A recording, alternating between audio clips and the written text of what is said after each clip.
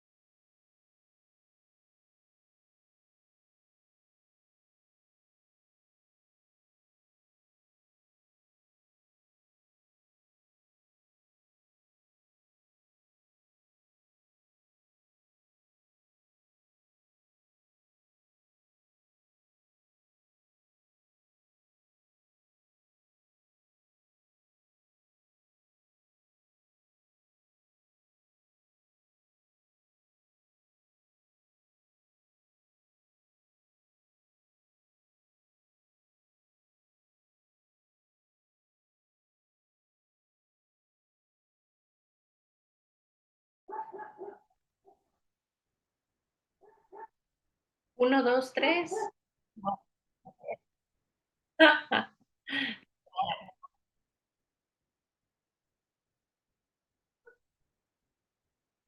Muy bien, muy bien. Nada, encantada de estar contigo, Lorenzo.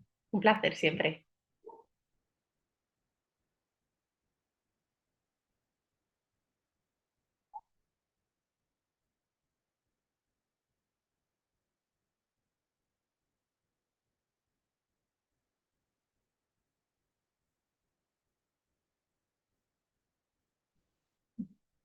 Muchas gracias.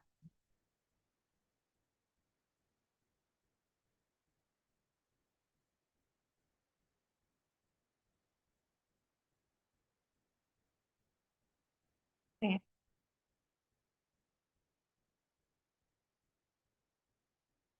claro, siempre, sin duda. Nos pasan muchas cosas en la vida, algunas las podemos elegir, otras no. Y lo que siempre está en nuestra mano es decidir cómo actuamos, ¿no? Eso sí que nos da más opción a lo que nos pasa, ¿no?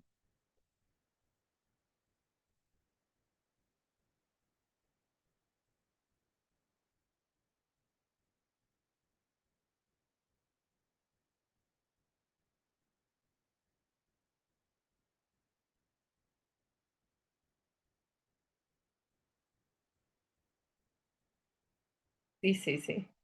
La verdad es que es sorprendente, ¿no?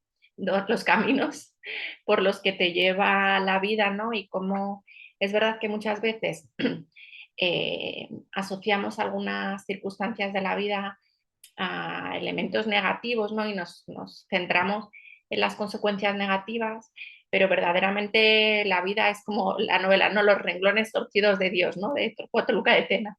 Pues la vida un poco es a veces eso, son renglones torcidos que terminan no por conducirte por un camino recto, ¿no? O con curvas, pero bonito. Y eso es un poco al final el devenir, ¿no? Pasan muchas cosas, pero bueno, si sabes un poco conducir el camino, pues terminas, bueno, pues eso, ¿quién me iba a decir a mí que organizáramos un mitin paralímpico internacional? Mm. ¿No? Con, pues eso, sobre todo con muchas sonrisas, ¿no? Que es lo que vimos el 3 de junio en el ensayo Valle Hermoso, y el reconocimiento de los atletas, que es lo que buscábamos. Mm. Tratar a los atletas, a los atletas paralímpicos con con la excelencia que se merecen, con el reconocimiento que se merecen. Y bueno, yo creo que lo conseguimos, ¿no? Vimos la sonrisa en todos, los comentarios de agradecimiento por parte de todos los atletas y bueno, pues conseguimos lo que queríamos, ¿no? Que era hacerles felices y darles una oportunidad más de competir y de hacerlo en condiciones excelentes. Porque al final, Carmen, tú ahora mismo eres una atleta paralímpica, eres una atleta que ha sido ya campeona de España, pero tu discapacidad no viene de nacimiento, ¿no? Tu discapacidad viene de la consecuencia de una historia que creo que ya cada vez más gente sabe porque tienes hasta tu propio documental, ¿era? Lo que te no, tu propio, lo que te grabaron fue un informe Robinson, un documental, Correcto. cuéntanos. Sí, bueno, a ver, efectivamente, bueno, mi discapacidad, que es una lesión medular, es una discapacidad, en mi caso, sobrevenida como consecuencia de una agresión machista eh, el 12 de marzo del 2010, ¿no? El que entonces era mi pareja, pues me tiró desde un tercer piso, sobreviví, que es lo más importante, y bueno, con secuelas eh, físicas, la lesión medular, y emocionales y psicológicas, pues también muy importantes, ¿no? Sobre todo convivir con el miedo y con la sensación tan pues terrible, ¿no? Que es hacerte consciente de hasta dónde pueden llegar las personas, ¿no? Y la maldad y la violencia, hasta dónde puede llegar, ¿no? Que la persona a la que quieres intente matarte, pues es algo que mm, genera secuelas, porque, bueno, pues obviamente es un trauma, ¿no? Pero bueno, lo que hablábamos antes, hay que aprender y convivir de las circunstancias de la vida, ¿no? Y tú, Carmen, para empezar, para hablar del tema, porque lo primero que me gustaría es sensibilizar, porque se habla por suerte cada vez más, y digo por suerte porque es importantísimo sensibilizar sobre la violencia de género, pero tú has contado ya al final que es que la que era tu pareja en ese momento te arroja de un tercer piso, pero las cosas no son que un día estás tranquilamente y te tiran de un tercer piso, ¿no? No. ¿Cómo empieza en ti o cómo se desarrolla en tu caso la situación que deriva a esa barbaridad que es que una persona se le pase por la cabeza y acabe haciéndolo el hecho de tirar a otra persona desde un balcón de un tercer piso hacia abajo? A ver, la violencia siempre genera violencia y va en escalada, ¿no? No tiene freno. Creo que el otro día estuviste con Jero, ¿no? Que Sí, es un claro ejemplo también de cómo gestionar, ¿no? Las situaciones de violencia y de la lucha contra la violencia en general, ¿no? En caso de coles y acosos y demás, ¿no? También en su caso especialmente. Al final, como vemos, la violencia nos rodea, ¿no? Y la violencia de género es un tipo de violencia que lamentablemente está muy extendida en el mundo y, y también, por supuesto, pues en España, ¿no? Y al final es una espiral, ¿no? Y es un comportamiento que normalmente va de menos a más, ¿sabes? Tú estás en una relación y claro, lo peligroso de la violencia de género es que se entrelaza con el sentimiento más potente, ¿no?, que tiene el ser humano, que es el amor. Entonces, por eso las consecuencias suelen ser tan terribles y tan perversas, ¿no? Porque las víctimas eh, no vemos al agresor netamente como un agresor, ¿no? Porque nosotras les queremos y hay una parte que no vemos o que nos cuesta ver o que nos cuesta aceptar y que les da mucho poder a ellos. Porque, claro, cuando tú tienes delante una persona con la que hay un vínculo emocional, la capacidad de violencia es aún mayor, ¿no? Porque no solamente está la violencia física, que es la que podría darse en otro escenario donde no hay ese vínculo de amor, ¿no? Pues dos personas en la calle que se enfrentan, violencia física, ¿no? O violencia verbal, pero en el caso de una relación es que entra también la violencia psicológica, la violencia emocional, la violencia social, el control, que están todas esas tipologías de violencia vinculadas al factor sentimental, ¿no? Al factor amor, porque, claro, tienen la capacidad de, de destrozarte psicológicamente porque hay un vínculo. Si no, es complicado, ¿no? Hacer, o el control, ¿no? Lo mismo, ¿no? Eso, ese tipo de características se da en la violencia de género. Y, y es algo que tenemos que entender, ¿no? Que desde el principio, cuando se producen situaciones de violencia, las que sean, y violencia es, pues eso, que te desprecie, que te falte el respeto, que te controle, que te humille, todo eso es violencia. Eso no para, ¿sabes? Eso no para. Y va en escalada. Y cada vez va más, que es lo que ocurrió en mi caso.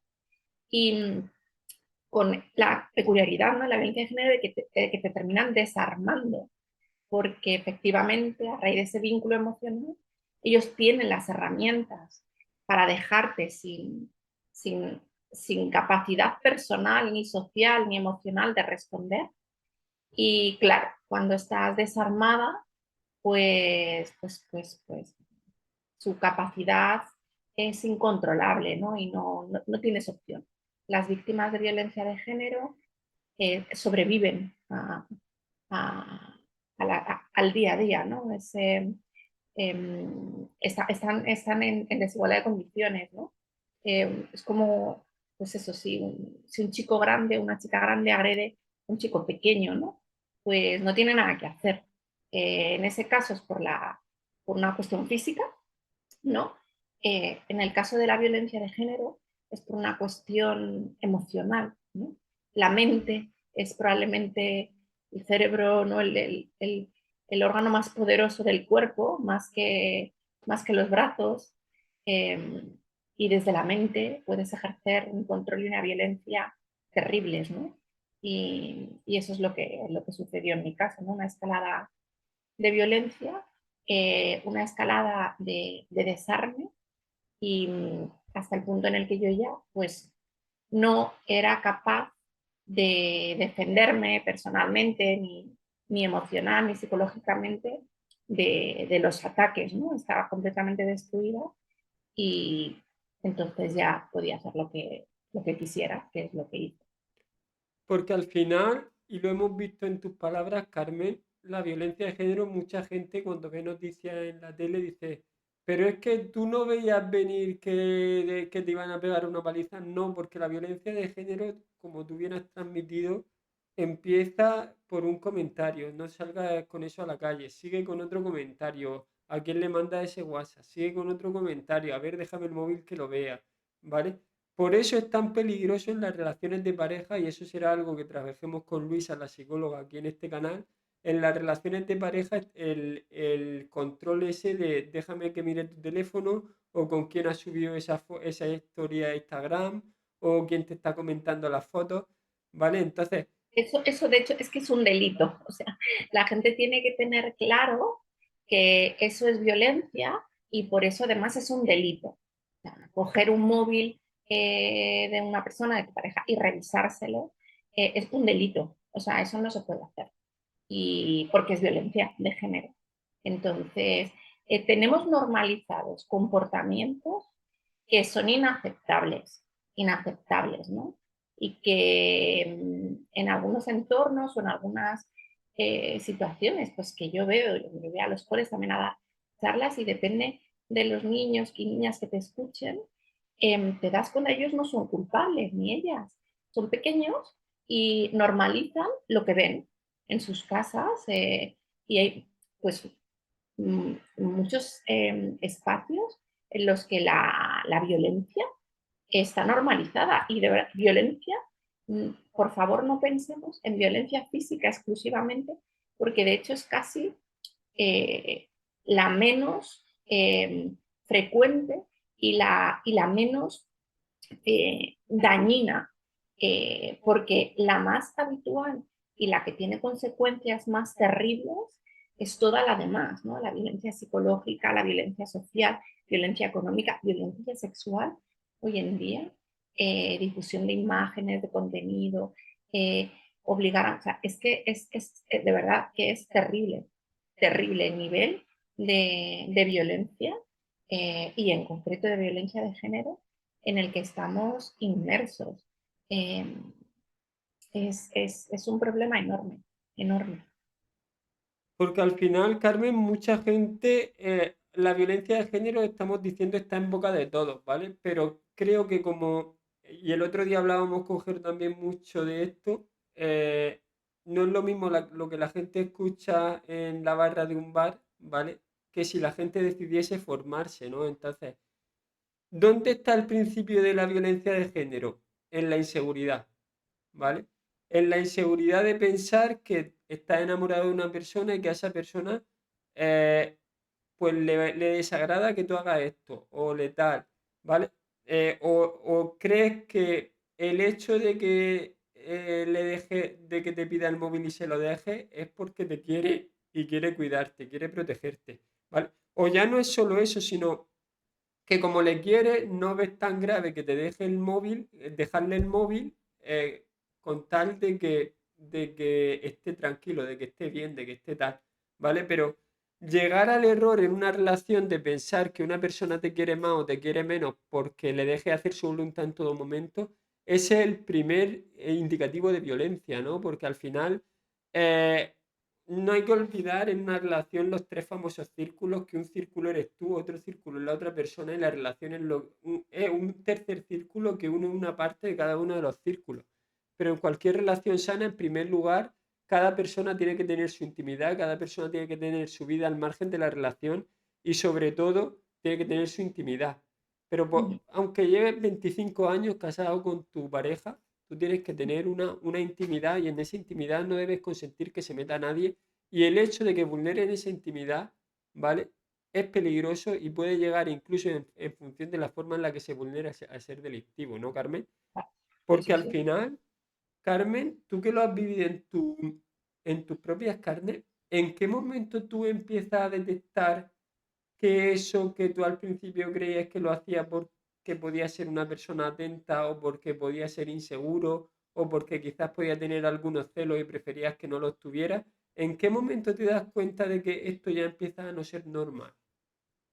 Bueno, pues el punto de inflexión es cuando ya el nivel de sufrimiento que tú misma tienes te inhabilita y te incapacita, ¿no? Para todo. O sea, es un nivel de destrucción donde sientes que sobrevives. Eh, las personas que hayan vivido situaciones como, por ejemplo, lo que pueda ser un poco, entre comillas, parecido, es como una depresión, ¿no? Donde pues emocionalmente estás destruida y no tienes capacidad de casi nada, ¿no? Entonces es un poco a lo que te conduce la violencia, ¿no? A una situación de destrucción personal, de destrucción social, de tu entorno, a veces influye en tu trabajo, y ya es que no, es que sobrevives, ¿no? O sea, yo lo comparo pues, con una situación física, ¿no? Es que lo ves como, por ejemplo, cuando todos hemos tenido gripe, ¿no? O algo similar, que estás en la cama con 40 de fiebre y no, o sea, y no te puedes ni levantar para comer algo o para beber, y de hecho es que no tienes ni ganas de comer ni de beber, y como no venga alguien y te dé pues un poco de bebida o te dé algo para comer, es que no puedes, ¿no? Y, y, y, esto lo vemos claro porque es físico, ¿no? Tú ves una persona con 40 de fiebre en la cama, con gripe, y ya, no se te ocurre pedirle que se levante, que vaya a la cocina, que se prepare la cena, que vaya a la farmacia a comprarse un antigripal o un ibuprofeno. Es que no puede, que es que si se levanta se cae, ¿no? Pues la situación de las mujeres víctimas de violencia de género es igual o más incapacitante, porque la mente es más incapacitante, ¿no? que el cuerpo. Entonces, verdaderamente, tú no puedes hacer más, es que sobrevives, ¿no? Entonces, recibes, puede hacer lo que quiera, ¿no? Es como pues, lo mismo. Y si no tienes una mano tendida, es que no sobrevives. Sobrevives, no puedes hacer otra cosa, ¿no? Me gustaría que la gente se visualizara una persona en cama con 40 de fiebre y ¿qué hace esa persona? Es que muchas veces se le pide a la víctima, ¿no? Que actúe, ¿no? Y, ¿no lo viste venir? Pues como la gripe. ¿Tú la gripe la ves venir, Lorenzo? Pues no.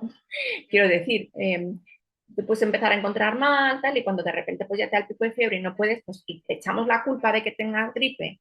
Pues mira, no, es un virus que se difunde, pues vete a saber dónde he cogido gripe, ¿no? Pues esto igual, ¿sabes? O sea, la víctima es víctima, no podemos responsabilizarla de nada. Ella solo está queriendo.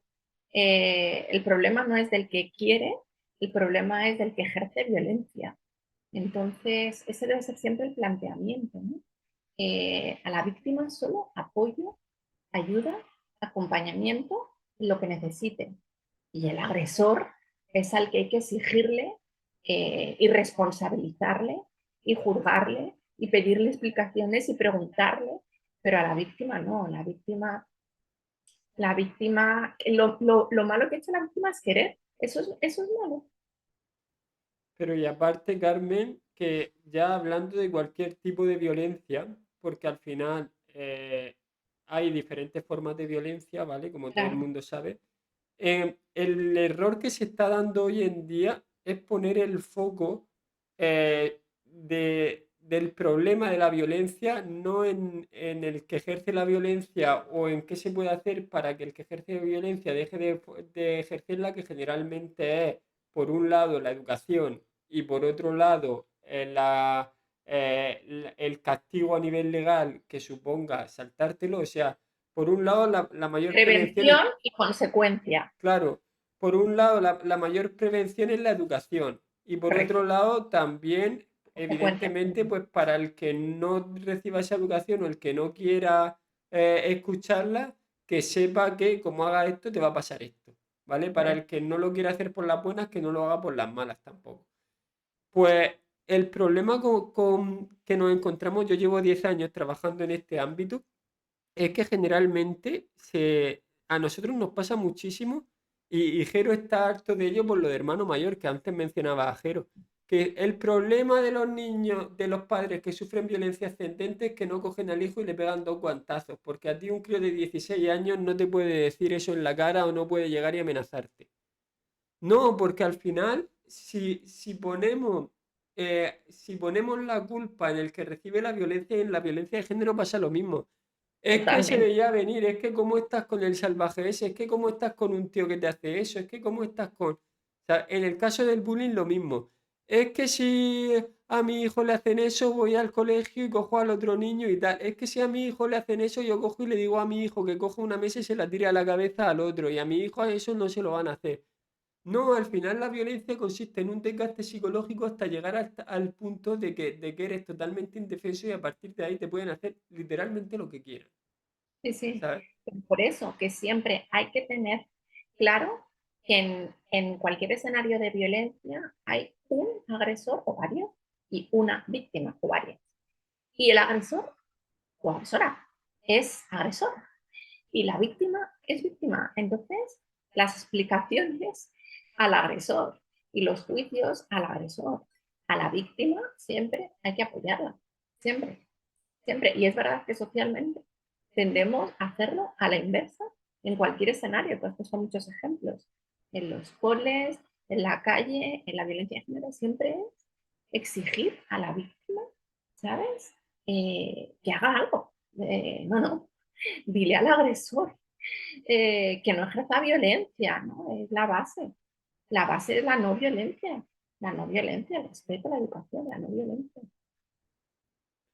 Pero, y al final, Carmen, eh, pasa lo que has contado antes, te arrojan desde un tercer piso. ¿Cómo es ese día? O sea, el día que sucede todo, ¿cómo recuerdas tú ese día?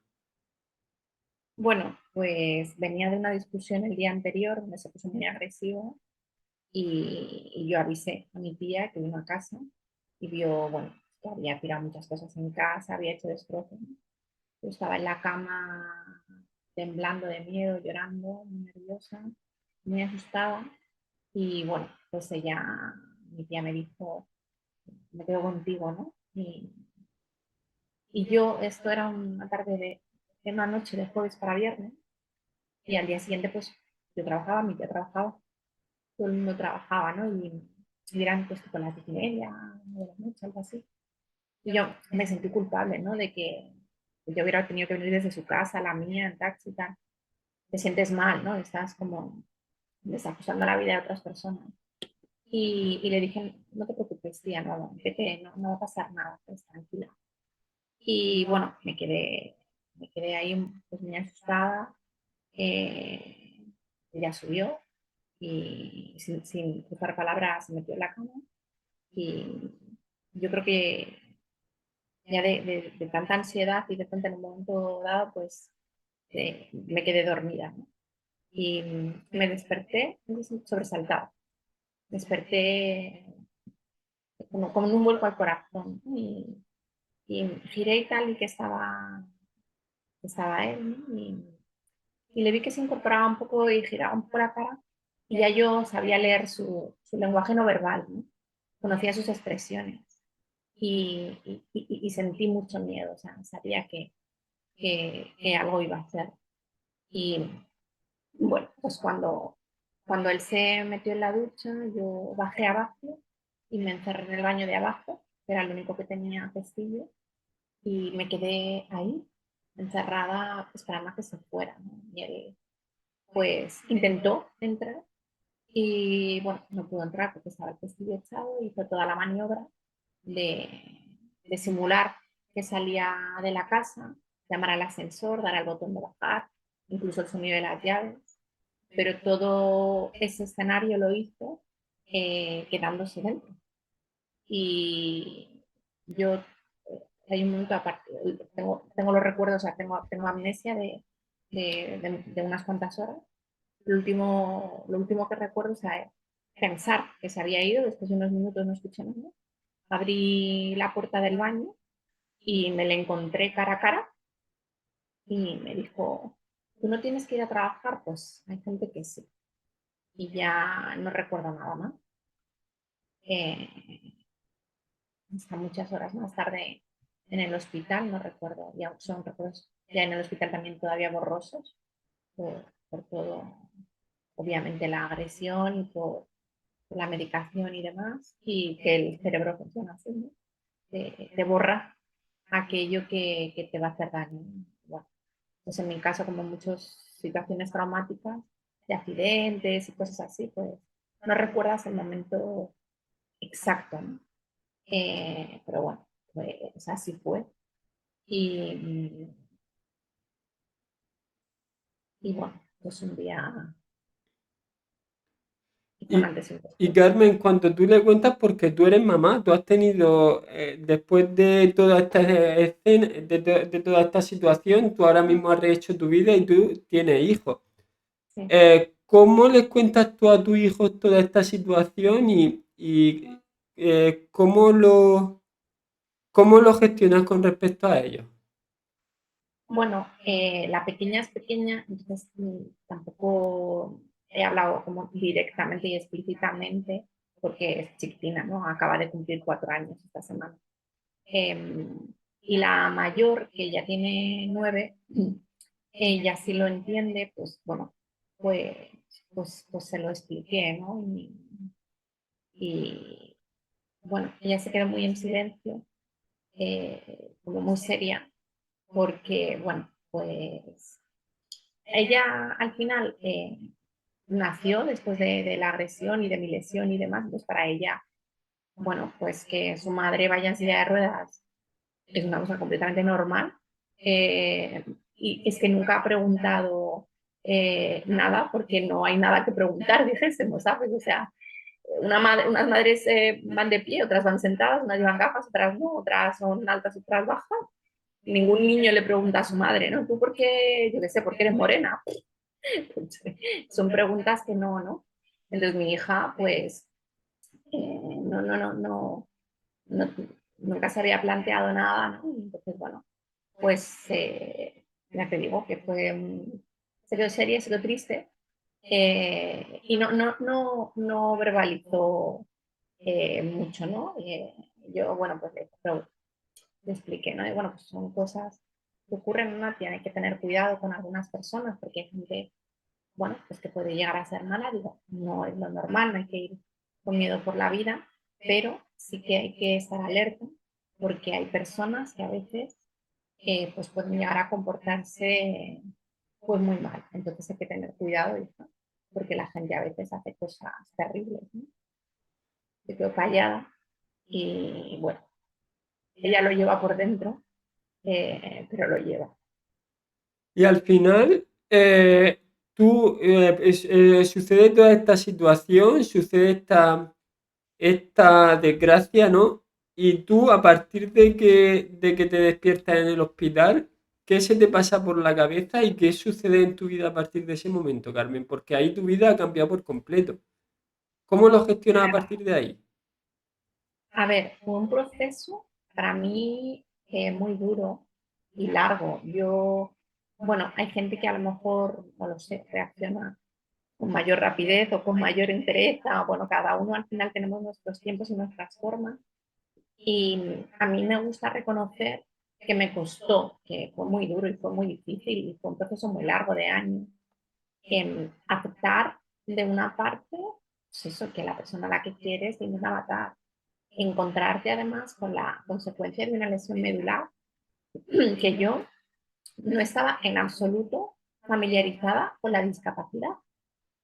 Nunca había tenido cerca de mí alguna persona con discapacidad y entonces, pues lamentablemente la visión que tenía era muy errónea, tanto en cuestiones, estereotipos no básicos del día a día y de la vida cotidiana, como, como en cuestiones más profundas.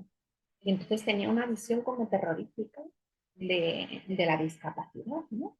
Me parecía como que la vida dejaba de tener sentido eh, por el hecho de estar en una silla de ruedas.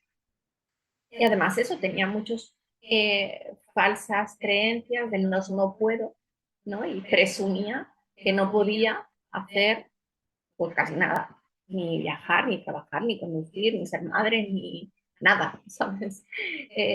Porque es un poco la visión que hay en la sociedad de la discapacidad como algo limitante, como algo incapacitante Y bueno, pues yo estoy aburrida de decir que la discapacidad no define a la persona, que es una característica, como muchas otras. Entonces tú puedes ser pues mujer, hombre, alto, bajo, no sé, con ojos claros, oscuros, estudioso, menos estudioso, simpático, antipático y o no tener discapacidad, entre otras muchas cosas. Y que ese hecho, primero, es una característica más, no algo que te defina. Y a continuación, que no es una característica negativa. Es como presumir o asumir que una persona delgada es más desgraciada que una gorda. Pues, pues ¿por qué? No sé.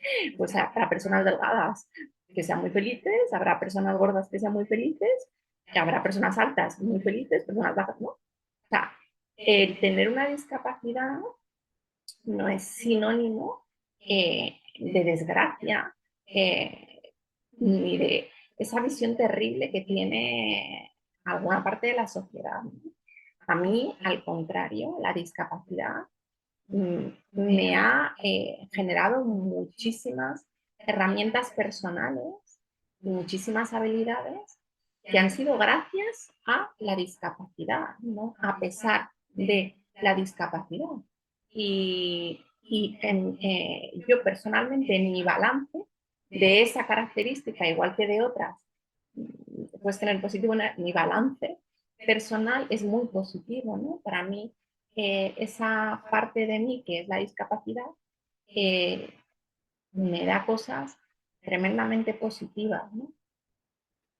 Y al final, Carmen, sucede todo esto, te comentan, entiendo que allá en el hospital te cuentan las consecuencias que ha tenido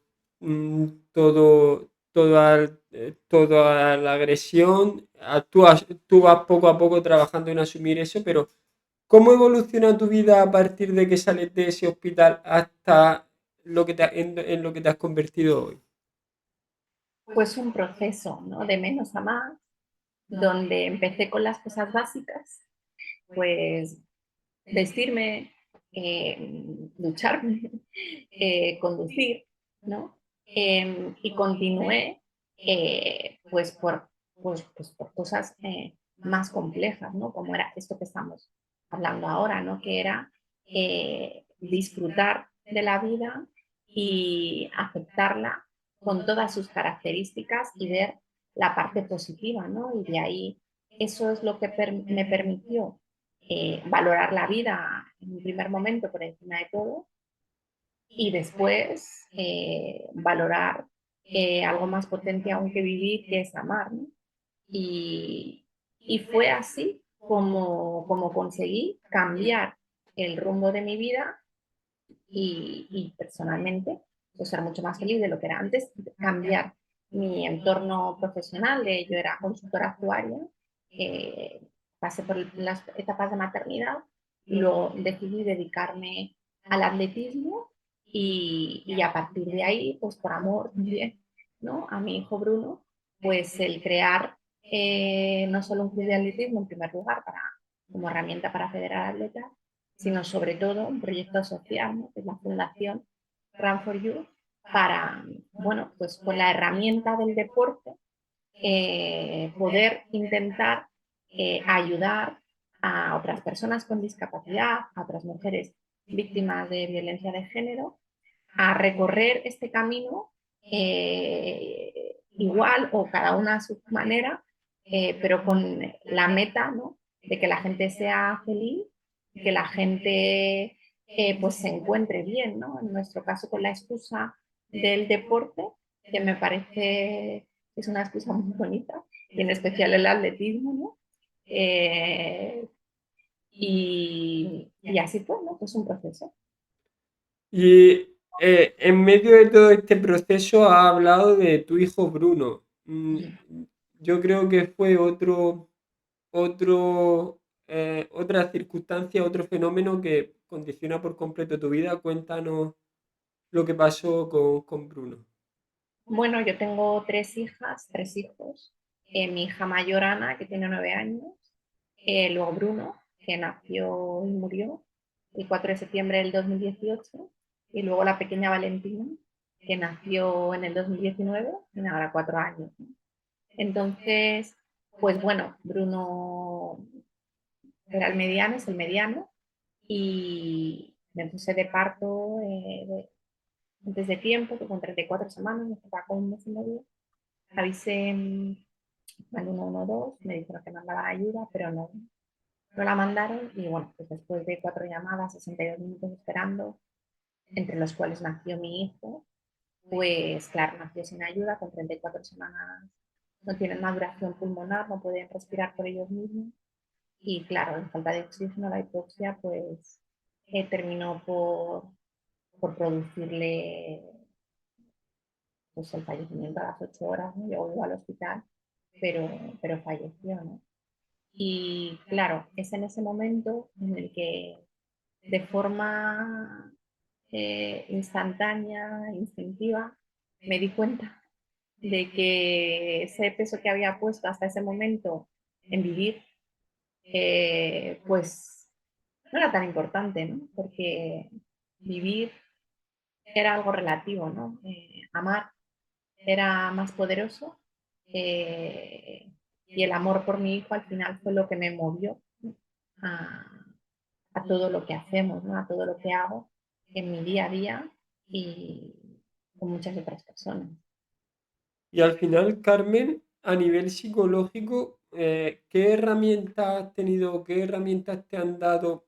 Porque al final, cualquier persona que piensa en la situación que tú viviste con la violencia de género ya es tremendamente traumática, ¿no? Una relación de pareja que termina por esos derroteros y que acabas pagando por un bestia una situación que te acaba postrando en una silla de ruedas y que casi te cuesta la vida, porque hay que recordar que aunque tu consecuencia es que te quedaste en una silla de ruedas, es tu lesión medular, tirarte de un tercer piso te podía haber costado la vida perfectamente. De hecho, no te quedaste muy lejos, estuviste bastante mal. Y eso realmente te afecta, te tiene que afectar a nivel psicológico, te tienen que dar herramientas para gestionarlo. Sí, sí. Y entre eso y lo de lo que te pasó con tu hijo Bruno, ¿qué has aprendido? ¿Cómo has gestionado a nivel psicológico estos dos fenómenos o estas dos situaciones que te ha puesto la vida para hoy en día estar en donde estás? Bueno, pues la primera situación, yo necesité ayuda, ¿no? Ayuda profesional, de psicólogo, algún psiquiatra, y sobre todo unido conjuntamente con mi entorno, con mis amigas, compañeros, compañeras, donde recibí pues todo el apoyo, todo el acompañamiento, y al final eso me devolvió lo más importante que había perdido, que era la confianza, ¿no? Eh, y con mi hijo Bruno fue muy diferente, porque con mi hijo Bruno fue algo instintivo, ¿no? Fue amor, fue amor. Eh, Cuando mi hijo nació en su casa con su madre, y, y cuando murió, yo le tenía en brazos. Le cogí, porque los médicos me dijeron que se iba a morir, ¿no? Y me dijeron, cógelo, que si te dieran a elegir, ¿no? Si tú pudieras decidir cómo morir, eh, en brazos de tu madre probablemente sería la mejor opción, ¿no? Y entonces, claro, cuando yo le tuve en brazos, y le vi, le sentí, y cuando nació solo conmigo en casa, y yo le puse en mi pecho rápidamente, eh, identifiqué eso que ya existía y que eso fue aún pues, más evidente, ¿no? Que era el amor, ¿no? Entonces, es que en la vida cuando falla todo, Lorenzo, cuando falla todo, lo que nunca falla es el amor. Nunca, nunca. El amor siempre es la respuesta a todo. Entonces, si uno sabe, si lo sabes y lo sientes, eh, lo tienes todo hecho, ¿no? lo tienes todo hecho, porque sí, te pasan muchas cosas, pero si tu mirada es el amor, pues tienes mucho ganado. Totalmente. Y al final, eh, fallece tu hijo Bruno, ¿vale? Y tú decides ponerte a correr. Sí, porque sentí que tenía que estar presente, ¿no? Que quería que recorriera las calles que debía de haber recorrido él mismo. Y visualicé que, que sería corriendo, ¿no? Y escribí su nombre en la silla de atletismo, grabé sus pies en esta medalla que va siempre conmigo y me puse a correr, en plan Forrest Gump, para llevarle, ¿no? Porque eso me hace sentir que es el tiempo que le dedico, ¿no? Igual que con mis otras dos niñas, pues las llevo al cole, las traigo, les preparo la cena, eh, las leo, juego, pues con mi hijo Bruno, eh, el tiempo que le dedico es el tiempo que corro, que corremos juntos, ¿no? Y claro, por eso me encanta correr. Y nunca lo hago sola, ¿no? Porque aunque esté en el rodillo en casa a 30 grados, estoy con mi hijo, ¿no? Entonces, bueno, pues es muy poderoso. Y empezaste a correr, a correr, a correr y has acabado siendo campeona de España. ¿Cómo ha sido ese proceso? Bueno, pues tú sabes, entrenamiento, trabajo, voluntad, suerte, porque sabemos las lesiones, las enfermedades, tú lo has vivido. Yo este año he tenido un año muy malo. Llevo desde el 2 de octubre que me fracturé la tibia, me recuperé nada parcial para poder llegar a Sevilla con menos de un mes de preparación a la maratón y ya a partir de ahí me precipité en querer seguir compitiendo y entonces pues me volví a lesionar en la maratón de Madrid. Por no recuperarme y querer llegar a tiempo a la maratón de Luz, me volví a lesionar. Y entonces, pues muy mal, cuando te pasan estas cosas o, bueno, pues, tú viviste también un proceso de una enfermedad en mitad del top, ¿no? Pues bueno, es así, o sea, la vida es así, la vida del deportista es así, la vida en general. Y aprendes y te repones y continúa. Y bueno, pues a veces puedes continuar al mismo nivel, a veces no, y a veces te reenfocas, a veces tal. Entonces, bueno, pues, pues con trabajo y con dedicación, pues insisto, nada más nosotros somos muy cabezotas y muy perseverantes. Entonces, pues nada, ya estoy mejor, ya no me duele nada, afortunadamente desde hace 10 días ya no me duele nada. Entonces estoy retomando pues de forma progresiva para, bueno, pues intentar volver a estar el punto en el que estaba hace un año. Y bueno, tengo como objetivo la maratón de Berlín el 24 de septiembre y bueno, pues justo 3 meses, que es lo que se requiere en esencia de preparación y con toda la ilusión bueno, pues para hacerlo lo mejor posible y sobre todo para disfrutarla, ¿no? Que es verdad que en las últimas me he perdido un poco el disfrutar y yo creo que eso siempre nos perjudica, ¿no? Hay que competir y hay que tener un rendimiento, pero yo creo que siempre hay que tener una sonrisa. Y al final, porque al final tú fíjate, yo sabes, lo has comentado antes, he tenido una enfermedad, yo tuve que dejar el deporte, yo 4 días antes de ingresar en el hospital por la enfermedad que me diagnosticaron, que me apareció, me puse número 1 del mundo, Sí, ¿vale? sí. Y a mí la noche que entran y me dicen que por la enfermedad que tengo es casi seguro que voy a tener que dejar el deporte de competición, yo te juro que esa noche evidentemente pasas tu duelo, lloras, sientes la frustración, sientes el pataleo, el proceso psicológico normal de que has dedicado toda tu vida a algo en lo que te has convertido en el mejor o en uno de los mejores y de un momento a otro de una manera injusta, porque al final yo no decido dejar eso ni hago nada para que eso me suceda, ¿no? Porque al final cuando tú cometes un error, pues pagas unas consecuencias y bueno, es parte del proceso de aprendizaje, es parte de la vida, ¿no? Pero cuando sucede algo que que la vida te pone, pues como puede ser eh, eh, los aspectos que hemos comentado de la tuya, ¿no? Ni tú te merecías ni tú hiciste nada para que te sucediera el episodio de violencia de género y mucho menos para que fallezca un hijo tuyo a las 8 horas de nacer, ¿no? Pero creo que cuando la vida te pone ante pruebas de ese tipo, evidentemente tienes que pasar un luto, tienes que pasar un duelo. Evidentemente le da vuelta a la cabeza, porque al final el cuerpo humano es así y por mucho que queramos decir que no se piensa, por supuesto que se piensa, porque si no lo pensara estarías loco, ¿sabes? Pero al final creo que la vida siempre te pone en la situación de qué hacemos, nos quedamos en el suelo o tiramos hacia adelante, ¿no? Y al final creo que ni somos superhombres o supermujeres por decidir tirar para adelante y no hundirnos en el barro, porque nos podríamos haber hundido perfectamente, sino simplemente creo que tenemos una serie de herramientas y muchas de esas herramientas las da el deporte, ¿vale? Para poder coger y discernir el momento en el que hay que dejar de llorar, ¿vale?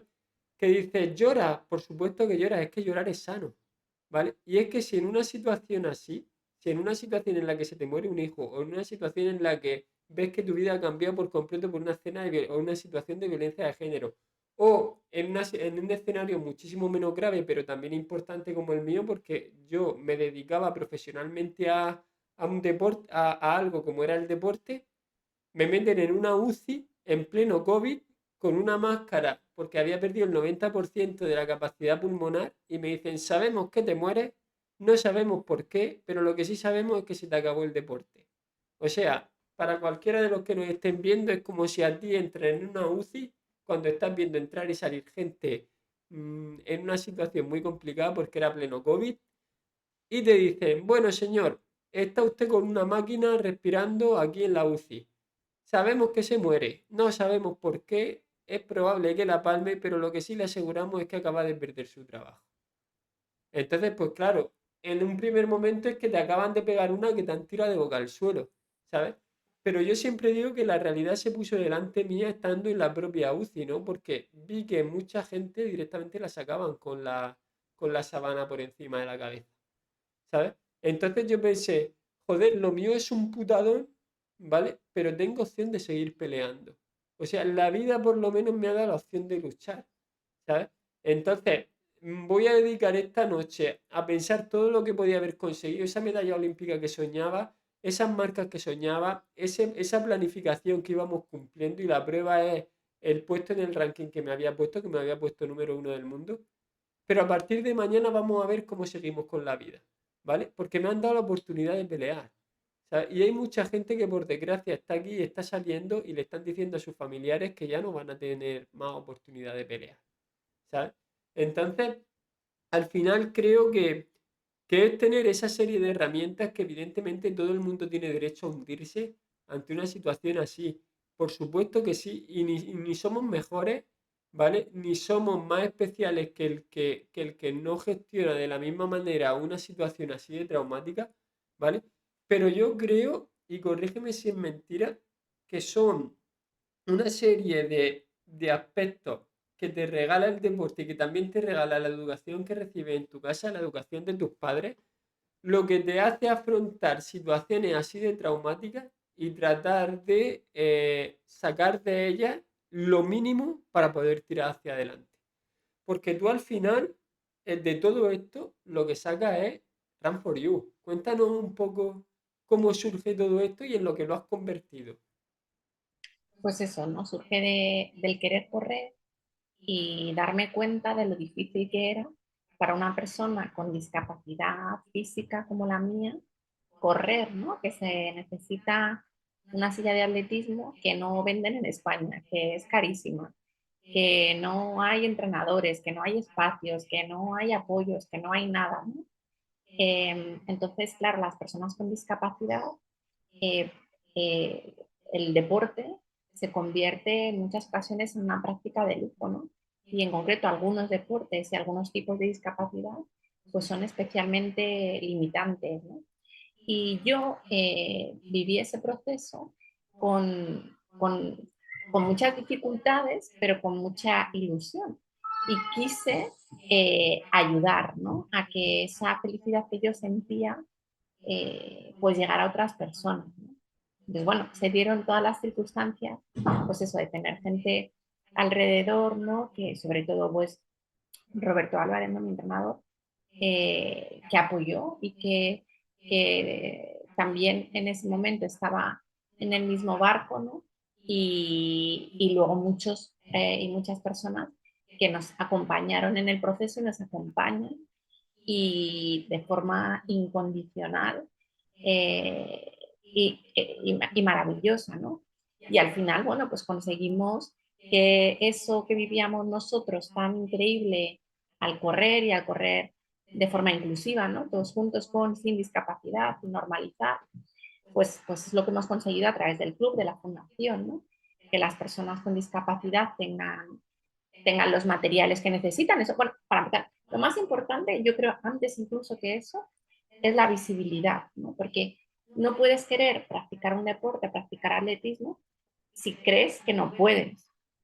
Que los referentes, la visibilidad del deporte paralímpico es muy importante, porque si las personas en nuestras circunstancias no saben que pueden correr, o saltar o lanzar, no el deporte que practiquemos cada uno, pues no se van a plantear hacerlo. Entonces, eso es la base, lo más importante, la visibilidad.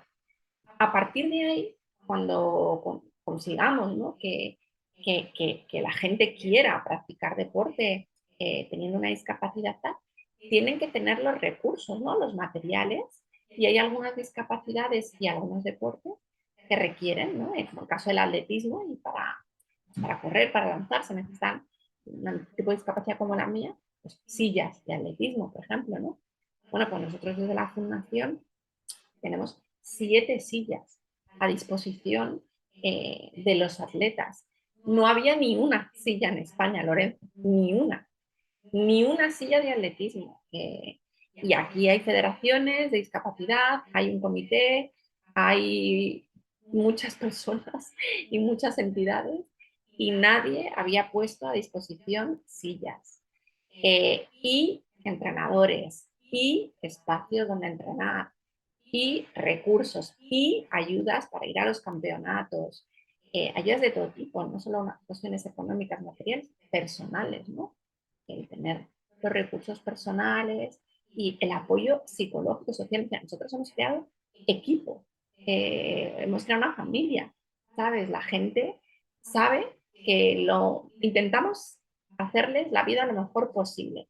Y lo más importante que le damos muchas veces es cariño, ¿no? Quiero decir que nos preocupamos de nuestros atletas, de que estén lo mejor posible y facilitarles todo lo que está en nuestra mano, todo, ¿no? Y sobre todo eso, preocuparnos. A nosotros nos importa lo que hacen, cómo lo hacen, sus logros. Nos publicamos, ¿no? En redes, César nos lleva a las redes.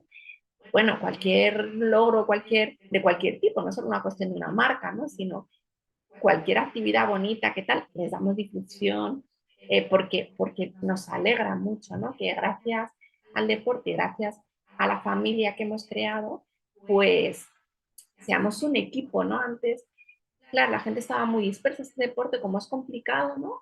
Pues hay pocos dispersos en la geografía y bueno, y un ambiente un poco enrarecido, ¿no? Diría yo.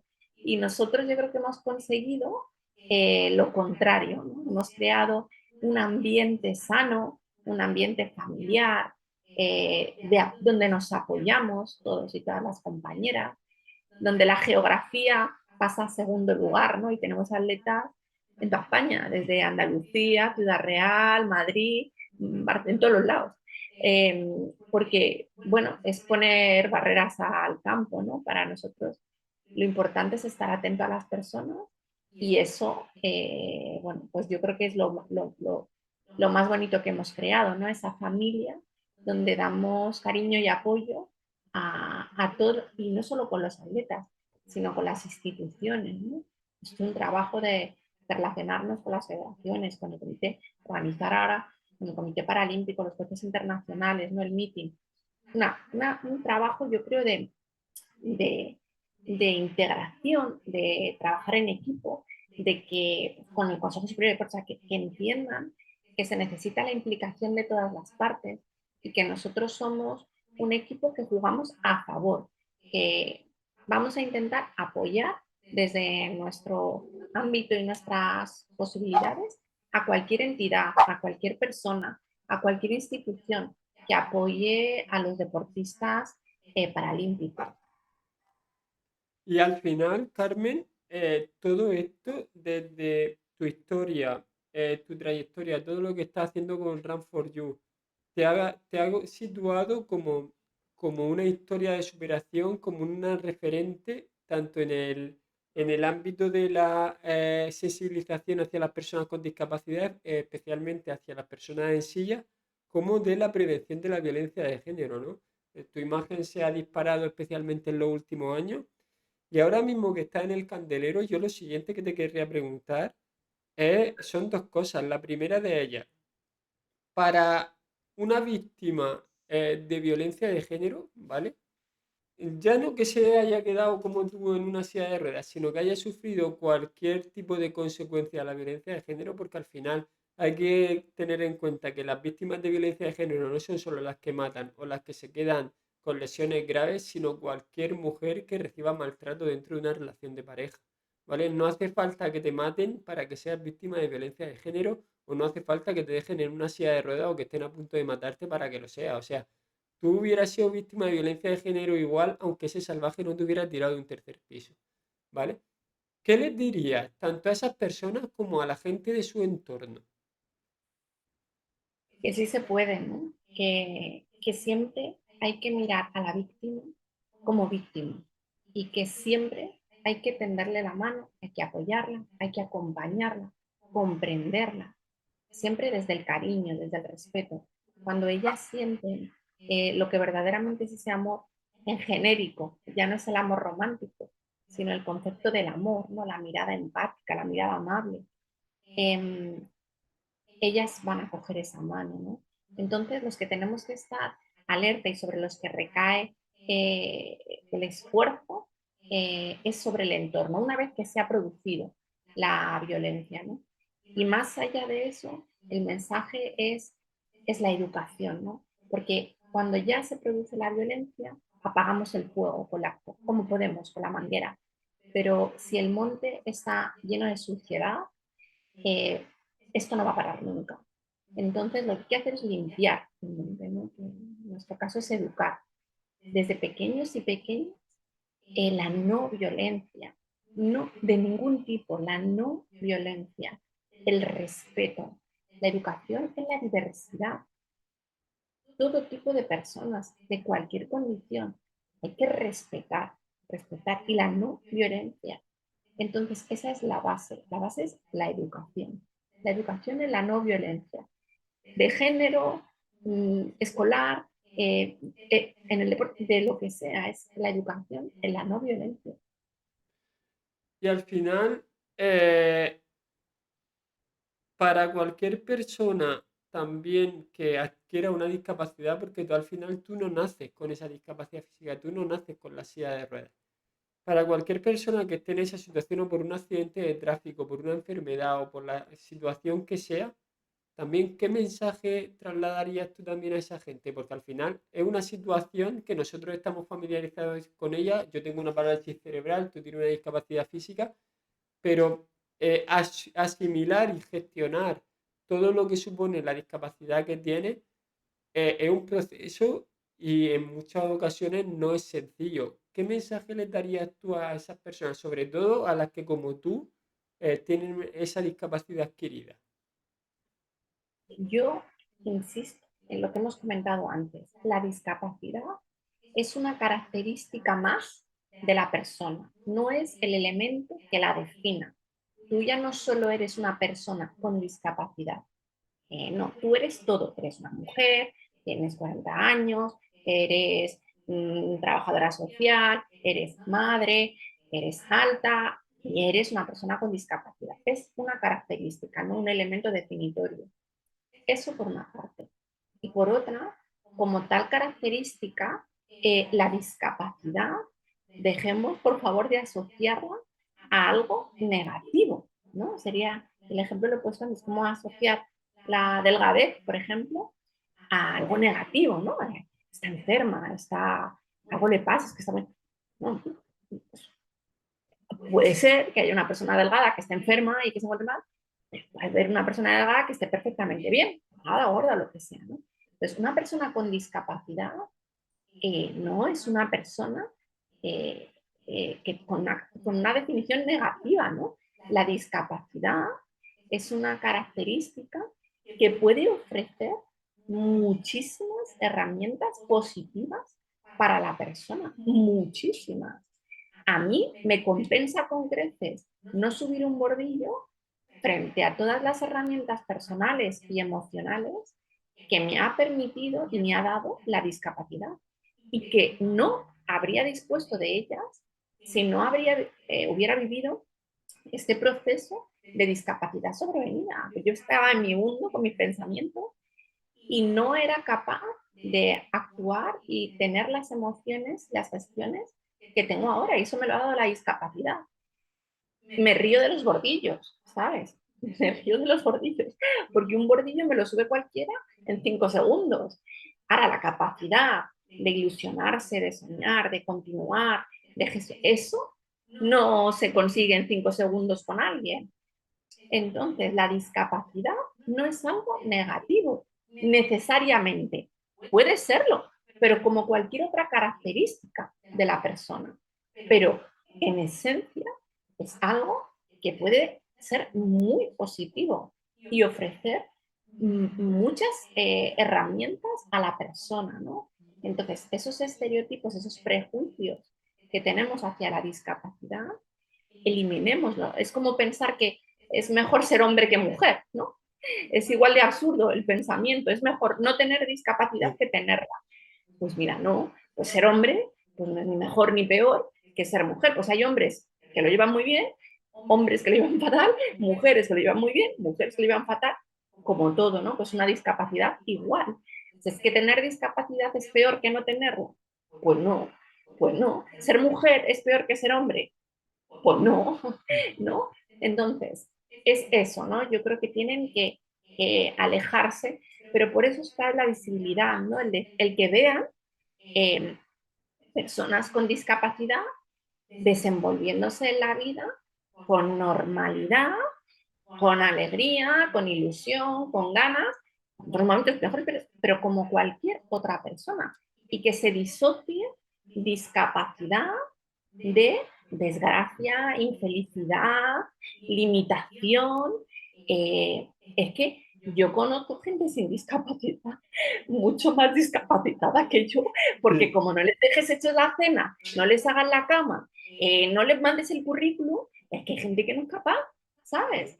Y no les pasa nada, aparentemente, pero en míos que tienen muy poca capacidad de nada, y van arrastrados por la vida, ¿sabes? Entonces, por eso, ¿no? Que la discapacidad se disocie de elementos negativos y que al contrario, yo creo que hay que asociarlo con elementos muy positivos. Yo siempre, sabes que a mí me encanta el humor negro, y yo siempre le digo a muchos de mis amigos que la diferencia entre ellos y yo es que los dos somos discapacitados, pero yo por lo menos tengo un certificado que me da ciertas ventajas fiscales. Con lo cual, ¿quién de los dos tiene más discapacidad? Si ellos, yo no. Sí, sí, sí, sí, algo así, Entonces, luego, estoy de acuerdo. una cosa que me interesa mucho, Carmen, tú tienes muchísima gente que ha contado tu historia o que te ha entrevistado o que ha hablado contigo para dar luz a tu historia, pero me gustaría ahora hacer un ejercicio contigo para ver qué sale de aquí. Si tú tuvieras que guionizar tu propia película siendo tú el guionista, no siendo la protagonista, ¿cómo lo contarías? Pues mira, lo tengo claro la respuesta. Yo me iría a la parte más humana y a la parte más cotidiana, ¿no? Muchas veces lo que se destaca de mi historia es pues, lo que hemos hablado hoy, ¿no? El episodio de violencia, mi hijo, lo que he conseguido, tal. Y mira, Roberto, mi entrenador, por ejemplo, cuando vio el informe Robinson que me hicieron, eh, que es precioso y a mí me encantó, él, su primera reacción fue un poco crítica. Yo me quedé un poco así cuando vi porque pensé que le iba a gustar mucho, ¿no? Y su reacción fue un poco decir, es que no refleja lo más importante de ti, me dijo, que es tu día a día. Dice, este que tú eres madre, separada, soltera, dicen, esto, estás sola con tus hijas, con nosotros, con todo el club, con la fundación, sacando adelante, moviendo. Ahora hay que organizar un meeting, ahora hay que hacer esto, ahora hay que ir a colegios, ahora hay que tal. Dice, y eso es lo más valioso de ti, ¿no? Me decía él, ¿no? Que es tu día a día, cómo tienes el empuje para, para, para levantarte, manejar a dos niñas pequeñas, manejar el equipo, manejar con el conjunto de personas que me acompañan, ¿no? Y entonces yo le daría ese enfoque, ¿no? Le daría el enfoque cotidiano, porque eso es lo que te permite llegar luego a los otros escenarios de logro, dijésemos, ¿no? Más visibles o con los que se queda la gente, ¿no? Se quedan con momentos épicos, pero esos momentos épicos vienen de cada segundo y cada minuto en tu día a día, como tú te comportas en tu intimidad, ¿no? Contigo misma, con tus hijas, con tus compañeros, con tus compañeras, cuando se sacrifica un entrenamiento para apoyar a otra persona, cuando sacrificas algo por... no, pero eso es lo que yo intentaría que se viera. Y al final, Carmen, eh, toda tu vida ha sido un cúmulo de circunstancias y de cómo has ido reaccionando ante ellas, ¿no? Y sobre todo en tu caso son circunstancias que son realmente impactantes, ¿no? Porque al final eh, tu vida no es la vida usual de cualquier persona, ¿no? Eh, ¿En qué crees que que te ha convertido? O sea, si tú tuvieras que, en esa película que te he dicho que guionices, guionizar la segunda parte, o sea, lo que está por venir, ¿cómo lo guionizarías? Pues me gustaría ser, ser mejor persona, ¿sabes? Me gustaría ser capaz de ese mensaje de amor que llevo tan grabado, que fuera persistente el 100% del tiempo, ¿no? Todavía no lo he conseguido, porque todavía tengo momentos que me enfado, pues que eh, no gestiono bien, ¿no? O que, bueno, pues no. Entonces me encantaría tener esa mirada de amor el 100% del tiempo, ¿no? Que cuando alguien viene y te dice, te toca las narices, porque hay gente que se me toca narices, ¿sabes? Yo tuviera la capacidad de hacer, ¿sabes? Y, y que no pasarlo mal, ¿no? Que no me afectara, no sufrir, eh, eh, porque tuviera esa mirada, ¿no? De, bueno, tú puedes intentar hacerme daño, pero yo desde la tranquilidad me aparto, ¿no? Y eso sería un gran logro, eso sería un gran logro para mí, ¿no? Porque ahora todavía estoy en la posición en la que todavía me pueden hacer daño, ¿no? Y me gustaría dar el paso a conseguir que gracias al amor por una misma, ¿no? Pues no te hagan daño. Pero al final, Carmen, y esto es un criterio personal y me gustaría saber ahora tu opinión, yo creo que para conocer el amor también hay que conocer la otra parte, ¿no? Porque tú no conoces, por ejemplo, lo duro que es ponerte un entrenamiento, por ejemplo, de series de elástico hasta que no te pones en la pista y lo haces. Tú no sabes lo duro que es vivir sin una estabilidad económica y teniendo hijos hasta que no te echas de un trabajo y llega el día 20 de mes y no tienes dinero en el banco para ir a comprarle la comida. Tú, ¿sabes?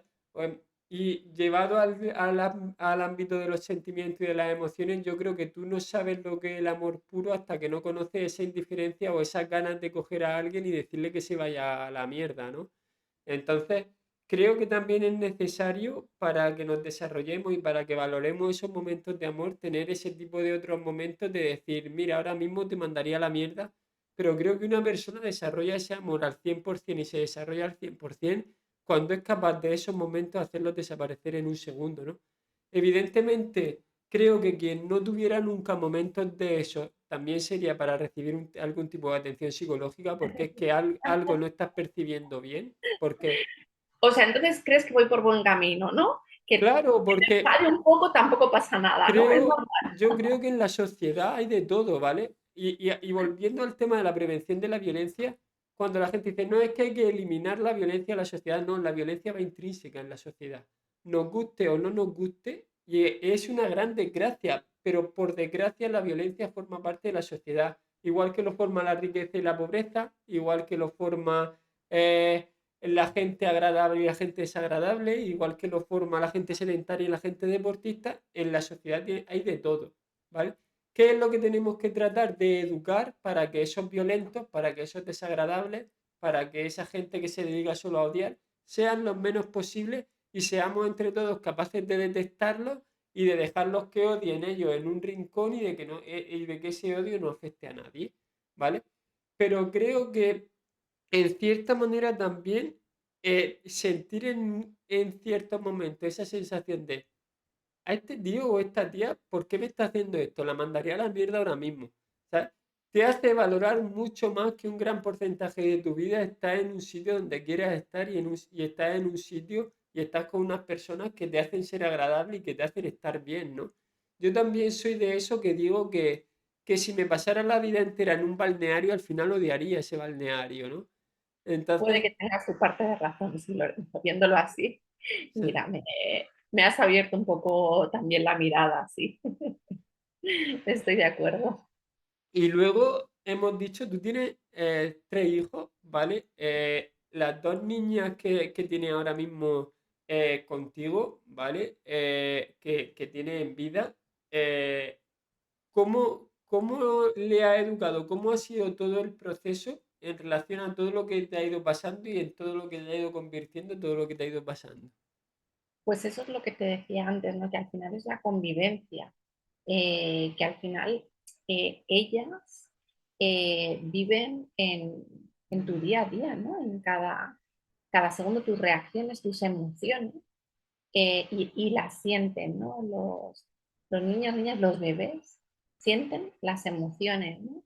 Y entonces intento siempre, pues eso, centrarme en el cariño, en que se sientan seguras, que sientan que estoy, que sientan la confianza, que sientan el apoyo, ¿no? Eh, la empatía y que me preocupo por ellas, que me ocupo de ellas, que, que me pueden contar lo que quieran, ¿no? A veces me enfado, intento enfadarme poco, pero a veces me enfado. Entonces, bueno, yo las veo, no sé, me está mal decir lo que soy su madre, pero Mm. las veo muy bien, ¿no? Creo que son niñas muy buenas, que, que ponen mucho peso en los sentimientos. A mí, mira, la pequeña me sorprende porque es muy pequeña y continuamente me, pero mamá, ¿tú contenta, mamá? Mamá, ¿tú enfadada? Mamá, ¿tú triste? Me pregunta mucho por las emociones y es muy chiquitina. Y digo, fíjate cómo está ella preocupada y preguntando cómo me siento yo, ¿sabes? Y eso me sorprende y me gusta porque digo, no se está preocupando solo de ella, está pensando también en su mamá y cómo está su mamá. Y me parece algo tan generoso y tan bonito, ¿sabes? Y la mayor igual me ayuda muchísimo. Hacemos equipo con la pequeña. Si no fuera por la mayor, no sé cómo se habría sacado a la pequeña porque es un terremoto y está pendiente de todo, me ayuda en todo. Mira, pues ahora, todo este ratito está la mayor, que es pequeña, la mayor es pequeña, tiene 9 años, cumple 10. Es mayor, pero es pequeña, ayudándome con su hermana. Son muy generosas las dos, muy generosas, muy buenas, ¿sabes? Y yo creo que eso al final es el lenguaje que se aprende en el día a día, ¿no? En tus pequeñas respuestas a cada pequeña cosita, cada pequeño comportamiento que vaya acompañado del cariño, ¿no? Porque si no, es cuando se aprende el idioma y el lenguaje de la violencia o de la no empatía o del no respeto. eso se aprende con pequeños gestos cotidianos, ¿no? Entonces yo intento ser cuidadosa en su educación y en los gestos que tengo con ella. No lo hago siempre bien, Mm. pero bueno, pues me doy cuenta y afortunadamente, aunque yo a veces no lo hago bien, ellas sí, y ellas son capaces de entender pues que las personas y su madre también pues se equivocan a veces y entonces pues también ellas me enseñan y me ayudan, ¿no? Y entonces aprendo yo también de ellas, ¿no? O sea, es verdad que los padres tenemos que entender que hay una relación entre comillas jerárquica, ¿no? En el sentido que Claro. la responsabilidad es nuestra, no podemos, ¿no?, pensar que corresponde a los niños, como un profesor en el cole, ¿no? Hay una cierta relación jerárquica, pero es verdad que es un trabajo en equipo, ¿sabes? Sí es verdad que en el aula los niños también enseñan y contribuyen con el profe, y en la casa igual, los niños también enseñan y contribuyen y forman parte de lo que es esa familia, ¿no? Entonces, pues tú tienes que dirigir, pero al final ellos y ellas son muy importantes y sus actitudes son muy importantes. Tienes que encauzarlas, pero ellos tienen su vida propia, ¿sabes? Y al final, Carmen, yo en estos programas, en estos formatos, y tú que me conoces desde hace tiempo, sabes que en el día a día también soy así, me gusta que queden contenidos también didácticos. Y en el caso tuyo de tu hija, ¿vale? Cuando vayan cumpliendo más años y quieran empezar con sus relaciones de pareja, quieran empezar a conocer, pues eso, pues a su novio, a su novia. ¿Qué le recomendarás en base a tu experiencia, todo lo que te ha ido formando en el tema de relaciones sanas, prevención de la violencia en la pareja y todo esto? ¿Qué consejo le darás como madre? Pues yo espero eso, que entiendan que el respeto es fundamental, que la confianza es fundamental, eh, que no se pueden sentir dañadas, agredidas a ningún nivel, en ningún momento, que cuando eso ocurra, que me lo comuniquen, que se lo comuniquen a su gente. Supuesto a mí siempre, yo siempre la voy a ayudar, siempre. Eh, yo la primera, o sea, que yo quiero tener, ¿sabes? Que ellas tengan esa seguridad de que como mínimo su madre, si no son sus amigas, sus amigos, sus compañeros, compañeras, primos, primas, también las van a ayudar, pero que sepan que su madre siempre, ¿sabes? Y que a mí me pueden contar todo y que yo siempre las voy a ayudar, siempre. Pero que tienen que estar ellas alerta, ¿no? Y que no pueden permitir las faltas de respeto, las agresiones de ningún tipo, que ellas no se pueden sentir mal en una relación, ¿no? O sea, cuando te sientes mal en una relación, algo pasa, ¿no? Algo pasa. Como poco hay que pararse y analizarlo y ver cómo hacer y si tiene solución. Pero no es normal. No podemos normalizar eh, sentirse mal, ¿no? Es como si en una casa, pues eso, es que los niños, es normal sentirse mal. No, los niños, no sé, tienen que estar contentos en sus casas o en el cole, ¿no? O sea, no podemos normalizar. Algo pasa, ¿no? Si un niño se siente mal. Pues yo, cuando crecemos somos iguales en una relación, lo normal, la relación del tipo que sea, no puede ser sentirte mal en el trabajo o con una pareja o con un padre o con un hermano.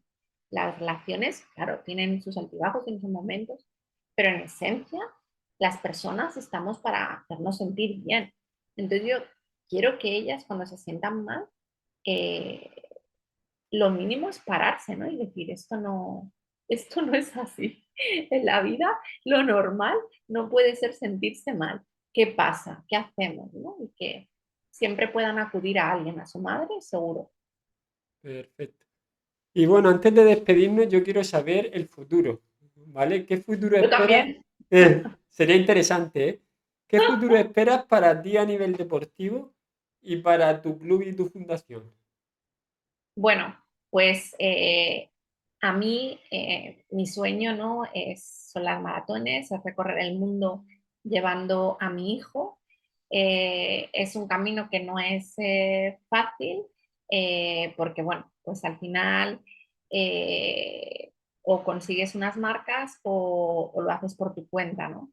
Eh, Ambos caminos son complicados porque las marcas, teniendo en cuenta que no hay en España ciencia, estudios, materiales, centros deportivos habilitados para conseguir ese rendimiento en un caso tan concreto como es un atleta en silla, pues es como correr a ciegas, o sea, en el sentido de que no hay, ¿no?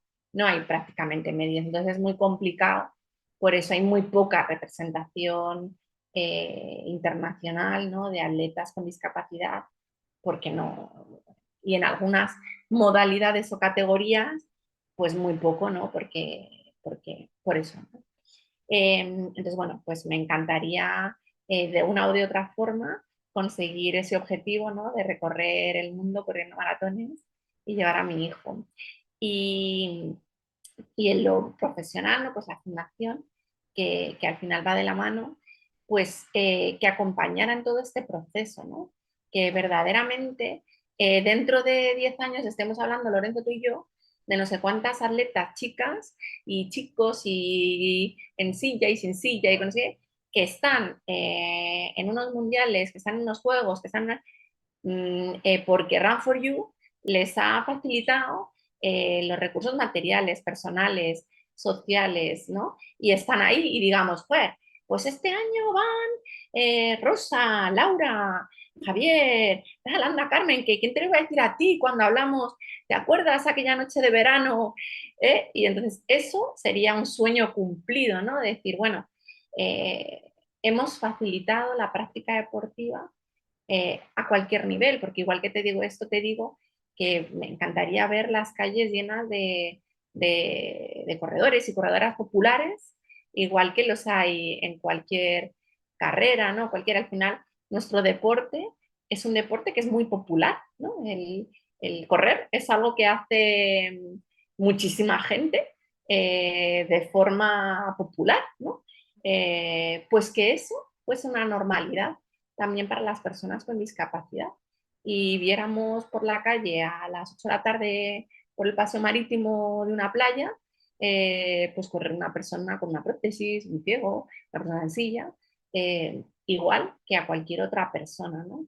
Eso es lo que me haría feliz, ¿no? Que dentro de 10 años repitamos esta entrevista y me digas, joder, Carmen, en la media maratón de Madrid teníais ahí 300 camisetas de Run for You en 300 sillas.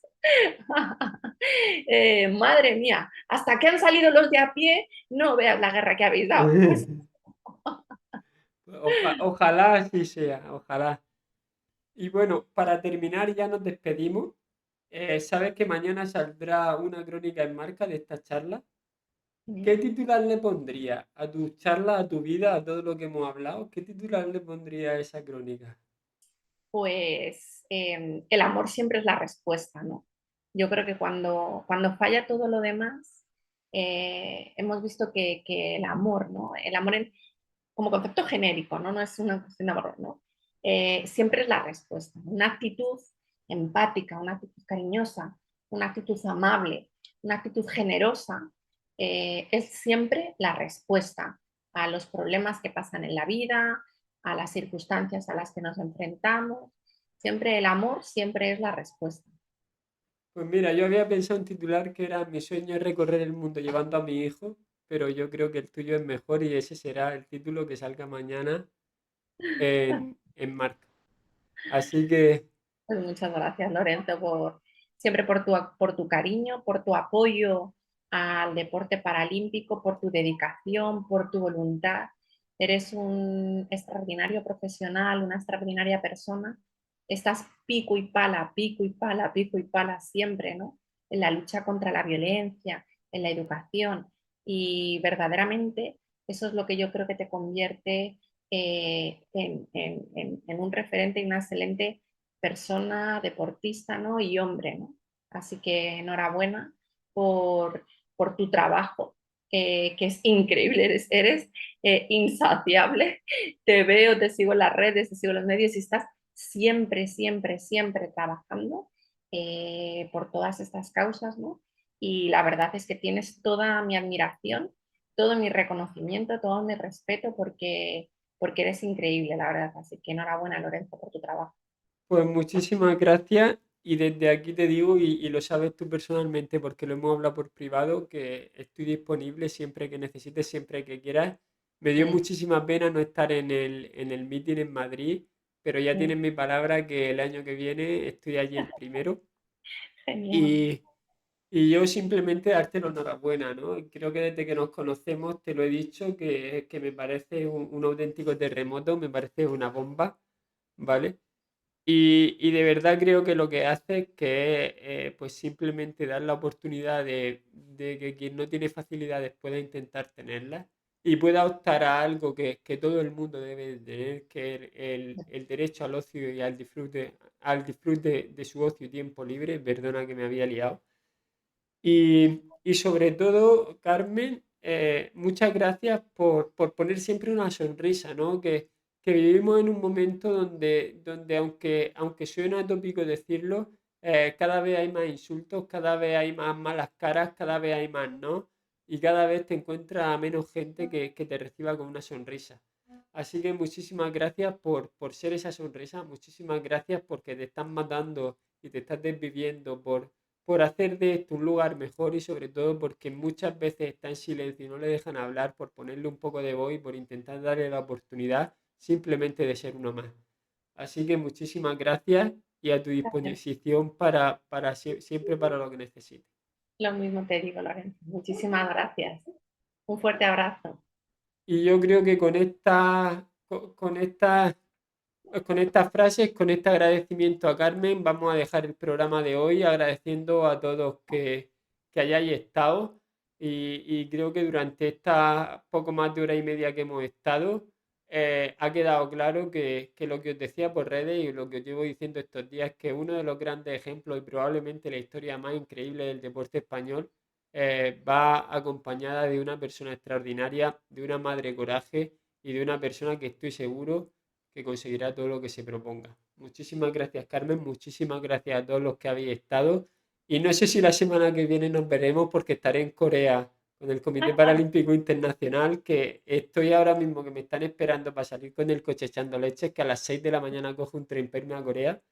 Así que con 7 horas de diferencia horaria trataré de cuadrarme con el invitado, pero si no nos veremos el jueves de la semana siguiente tratando de hacer lo que estamos tratando de hacer, ¿no? Que veáis que los deportistas somos mucho más que alguien que se baja a una pista o que se pone en cualquier recinto deportivo y repite un movimiento, sino que detrás de los deportistas hay personas y detrás de esas personas hay ideas, hay iniciativas, hay sentimientos y hay una historia detrás.